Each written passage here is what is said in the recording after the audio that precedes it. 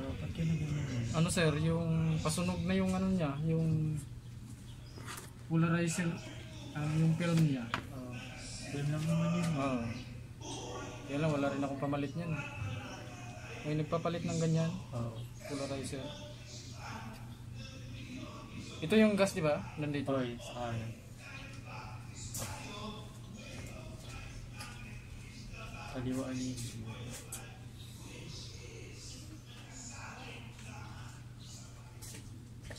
Pag mainit, pag may overheat, sa kaliwa.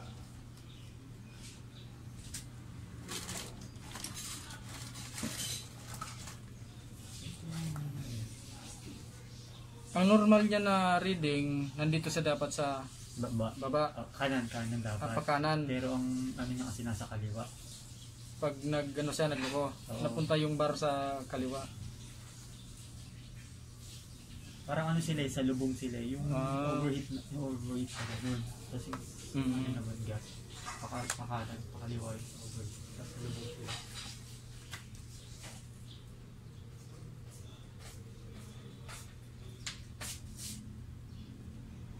Honda na FD dito sir, no?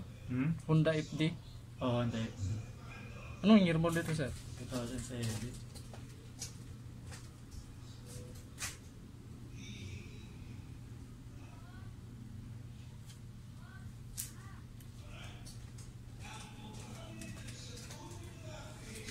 Pagdating nyo kanina, nagloko, di ba? Oo, di ba? Katawa.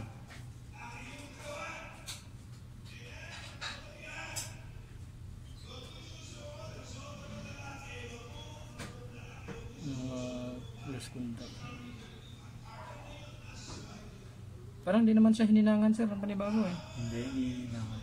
Ha? Hindi. Wala siyang hininangan? Sabi, iniinom lang daw. Parang wala naman eh. Wala nga ako nakikita, linis mo eh. Oh, original pa yung ano eh, hinang. Ano, wala nga. Dapat meron niya parang sunog eh, no? Na maliit. Kaya wala nga. Original pa yung hinang niya eh. Baka siguro hindi niya masyado natakot din siguro. Kaya nawilis kontak ko. Ah, meron? Oo. Sa dalawa, tatlo, apat, Marami. 5, 6. Halos lahat may lost contact eh. Pero yung iba, meron pang contact.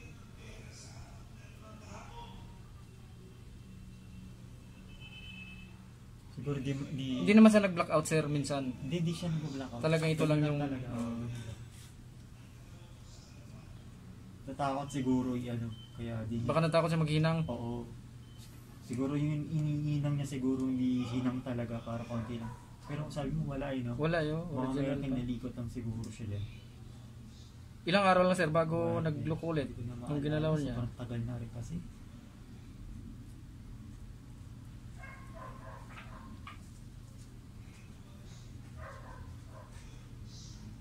Taon na yung nakalipas. Pinagalaw yun. Pinacheck.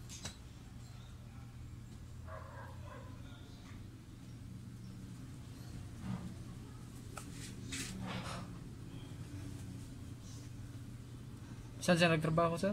Yung ano nito? Sa mismong Honda sa Carmona. Siya doon? Siya doon sa technician.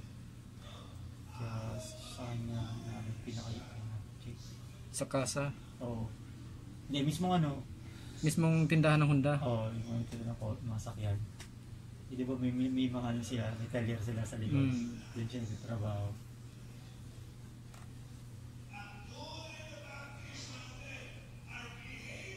Ba't may kahoy sir? Ito. Ewan mo. Ginawa niya sir, kinalsuhan.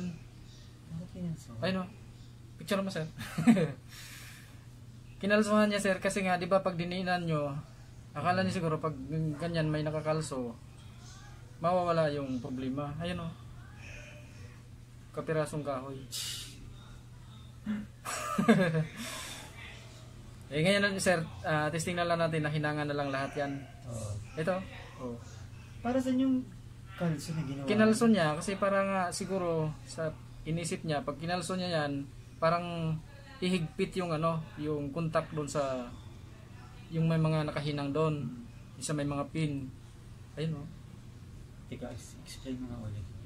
Bakit may hina? Ay, bakit may ano, may kalso siya? Kaya niya nilagyan niya ng kalso. Kasi di ba pag dininan nyo na bumabalik minsan sa normal pag dininan. Oo. Kaya ginawa niya, nasa isip niya, ano, lagyan niya ng kalso para lagi lang mahigpit sa yun yung opinion niya. Oo. Parang kunyari, parang may nakadiin lagi. Kaya nilagyan niya ng kalso. Ayan o. Matalino. Ayos. Korting-korti pa eh.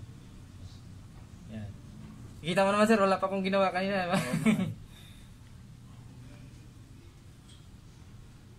Kasi ito, parang maluwag kasi ito sa...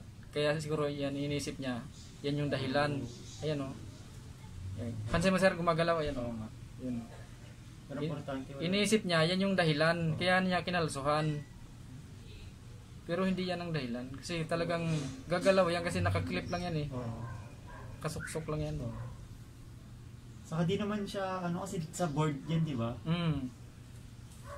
Hindi naman yung dahil... Imposible namang papasok lang yan dito, tapos nakakalso pa dito. Kung walang naglagay. Eh nga, yun yung sinisap na... Makita mo kay mama mo, sir. Kasi, yan, kung hininangan yan, original pa yung hinang eh. Hindi naman... Malinis pa nga yun. Malinis eh.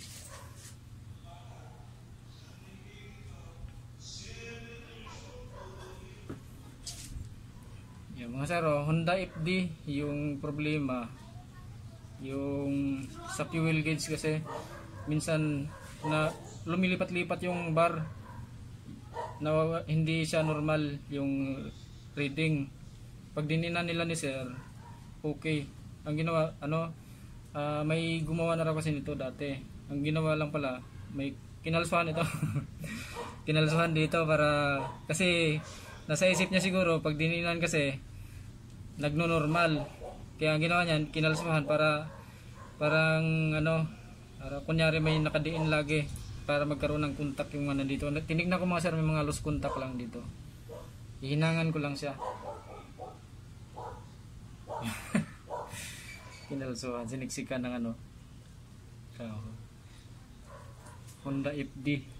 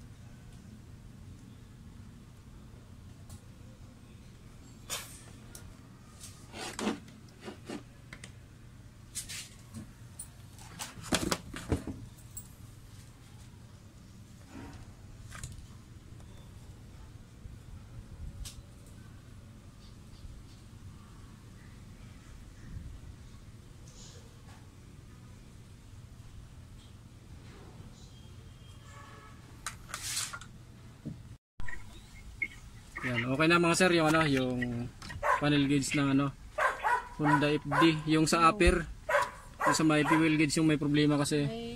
Ngayon nasa normal na. Hininangan ko lang mga sir yung ano, may mga loose contact kasi. Parang yan. Power ano ba kuya? Power gauge. Panel gauge po ma'am. Panel gauge. Opo. Yan, ayos na. Nasa normal na yung ano. Kasi kanina pagdating nila ni sir, yung bar nandito pabaliktad eh. Oo, nasa taas. Nasa taas. Ngayon nasa normal na siya. May nakakalusong kahoy. Oh, kasi para siguro Nasuhan ni Japet iniisip na siguro para laging may nakadiin. Oo. Yan din na. Wala naman Hindi daw. na nababago. Wala daw hinang. Sabi Hindi na niya. nagagalaw. Kaya siguro pag pinindot mo, nagalaw kasi may kalso. Oh, yun. Wala siya nakitang hinang. Ayun yung reason kasi may kalso. Di ba pag ginalaw-galaw nyo sir na nababago? Ayun Ngayon siguro wala yung na. kalso kasi malayo yung ano. Ayos na siya ngayon. Yun lang sir. May mga lost contact lang kasi sir. Hininangan ko lang. Si sir kasi yung may-ari nasa ibang bansa. Kabidyo ko lang ni ma'am. Tsaka ng anak niya. Ayan, ayos na. Isa pa. Yun, ayos na. Pero pag ano po, pero sana wag naman sana tinakandubal. Observe.